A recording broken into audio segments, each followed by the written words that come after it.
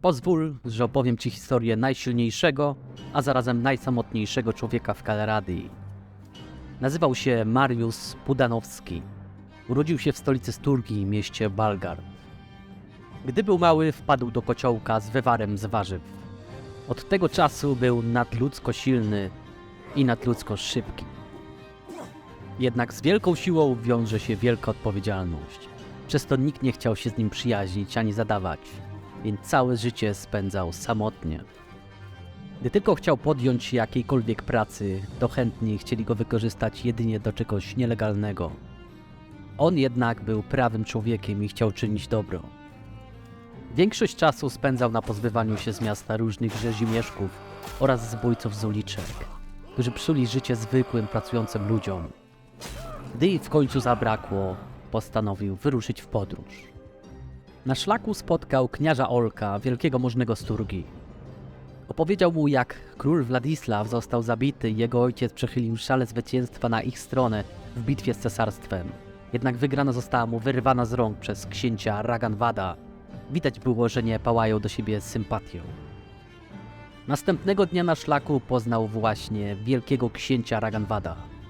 Był bardzo dumnym człowiekiem, nigdy nie pozwoliłby sobie odebrać władzy, którą odziedziczył po właśnie zabitym ojcu, królu Władysławie, i każdego, kto mu zagrozi, ogłosi zdrajcą oraz wygna ze Sturgi. Kolejnego dnia szlak zaprowadził go do miasta Warrek, w którym odbywał się turniej. Postanowił wziąć w nim udział, aby sprawdzić, jak mu pójdzie. I cóż, z taką siłą oraz wytrzymałością nie miał sobie równych i oczywiście dotarł do finału, który bez problemu wygrał.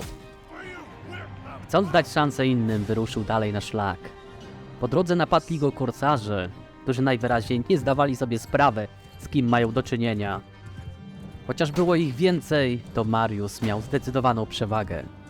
Posługując się miotanymi toporkami, przetrzebił trochę z szeregi, po czym zsiadł z konia i dokończył sprawę już z toporem w ręku. Jeden z korsarzy zdradził mu, gdzie znajduje się ich kryjówka. Tam trzymali skarby zrabowane ze statków oraz karawan. Mariusz dotarł do kryjówki, aby wieczorem do niej wtargnąć, oczywiście samotnie. Zdumieni korsarze nie potrafili nawet poważnie zranić go, więc siekał swoim dwuręcznym toporem jednego po drugim, aż dotarł do samego lidera, którego wraz z jego obstawą również posiekał na drobne kawałeczki. Zrabowane skarby chciał oddać potrzebującym. Tak właśnie dotarł do wioski Rodobas, która bardzo potrzebowała pomocy. Miała zostać właśnie zrabowana przez wrogi cesarski oddział. Mariusz nie wahał się ani chwili i pognał na ratunek, lecz to już nie byli zwykli zbójcy z uliczek stolicy, a cały oddział złożony z kawalerii, piechoty oraz łuczników. Na pierwszy ogień poszła wroga kawaleria. Rozprawił się z nimi jeden po drugim. Kto tylko się zbliżył, dostawał toporkiem po głowie i mógł resztę bitwy odpocząć. Gdy padł ostatni z nich, zwrócił swoje oczy na piechotę.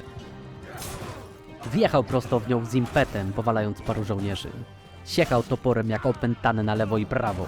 Piechota nie wiedziała nawet, jak się temu przeciwstawić. I chociaż zdołali powalić jego konia, to już nic nie mogło ich uratować. Na piechotę wydawał się jeszcze szybszy, jeszcze zwinniejszy. Ostatnich uciekających wykończył miotanymi toporkami z oddali. Wioska uratowana. Po bitwie tutejszy włodarz podziękował mu i obiecał, że rozpowie wszystkim o jego męstwie, sile i dobroduszności. Mariusz zadowolony wyruszył dalej w podróż, aby pomagać innym ludziom na szlaku. Jednak czynienie dobra i coraz większa sława przysporzyło mu tylko problemów. Wielki książę Raganwad, zazdrosny o jego siłę i obawiający się jego rosnących wpływów, ogłosił go zdrajcą i wrogiem Sturgi. Gdziekolwiek się zatrzyma, będzie miał miano zdrajcy. Bardzo ciężko mu było przełknąć ten fakt. On sam chciał tylko czynić dobro. Jednak dla Raganwada liczyła się tylko polityka. Wściekły Mariusz pognał na najwyżej położony i najdalszy zamek w całej Sturgi.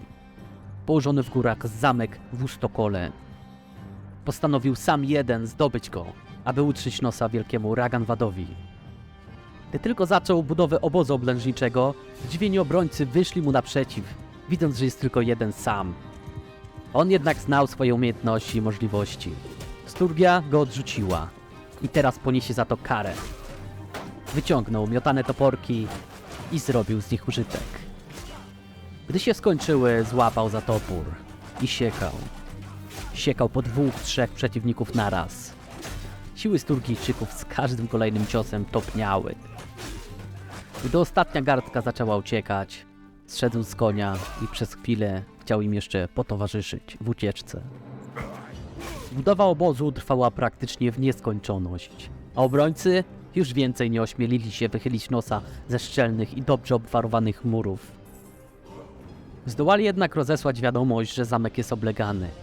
I chwilę później zjawił się oddział wraz z dowódcą, Cześcimirem. Dzięki Ragawadowi znali go wszyscy. Niestety znali jako zdrajcę i buntownika przeciwko księciu. Nie dało się niczego przetłumaczyć. Przemawiała do niego tylko walka. A w niej Mariusz był doskonały. Szybko poradził sobie z kawalerią oraz samym dowódcą Cześcimirem. Następnie pod maszynkę poszła cała piechota sturgijska. Znudzony walką na koniu zszedł z niego i siekał od lewej do prawej pozostałości oddziału Cześcimira. Nie pozwolił nikomu uciec. W geście dobrej woli postanowił puścić dzielnego Sturgijczyka wolno. Postępując prawie i honorowo, mając nadzieję, że zmieni o nim zdanie. Budowa obozu trwała w nieskończoność. Samotnie rozkładał namiot i umocnienia, które były do niczego niepotrzebne, jednak tak każe obyczaj, więc nie chciał go łamać. Aż na horyzoncie pojawił się nie kto inny jak wypuszczony uprzednio Cześcimir, mający nadzieję, że tym razem szczęście odwróci się od Mariusza. No i cóż, nie można policzyć, jak bardzo jego ocena sytuacji była błędna. Jego cały oddział wraz z nim samym dostał to co uprzednio, tylko 2 razy szybciej. A Cześcimir tym razem nie mógł liczyć na dobroduszność Mariusza i wylądował w kajdanach. Gdy rozkładanie obozu zmierzało ku końcowi, w oddali pojawił się sam kniarz Roland, patrolujący te tereny. Zdumiony podjechał sprawdzić, co się dzieje pod zamkiem i dopiero jak Mariusz się przedstawił, dotarło do niego, w co się wpakował. I jego oddział chwilę później musiał ponieść konsekwencje błędnych decyzji dowódcy. Nazajutrz rozkładanie obozu w końcu zakończyło się. Można było przystąpić do szturmu. Tym bardziej, że zapasy żywności się dawno temu skończyły, a przez to nie mógł do końca powrócić do pełni swoich sił. Podjechał z lewej strony, aby uniknąć obustronnego ostrzału łuczników z murów. Było to doskonałe miejsce do wdrapania się na mury po drabinie. Z dołu widział już dzielnych Sturgijczyków trzymających tarcze nad głowami. Jednak gdy się zbliżył, okazało się, że tarcze drżą ze strachu przed nim. Szybko przebił się na lewą stronę, aby nie być okrążonym. Obrońcy nie kwapili się, aby go zaatakować. Byli przerażeni, nikt nie miał odwagi podejść. Mariusz, widząc salwę strzał, która w niego poleciała, na szczęście nie trafiła. Postanowił najpierw pozbyć się największego zagrożenia, czyli łuczników, którzy mieli zapas amunicji do usranej śmierci głodowej. A czego nie mieli, to umiejętności walki wręcz i uzbrojenia. Pognał szybko po murach, pozbywając się po drodze pierwszych z nich. Gdy zbliżył się na tyle blisko, aby sięgnąć toporem, mógł już spokojnie posiekać na lewo i prawo cały oddział.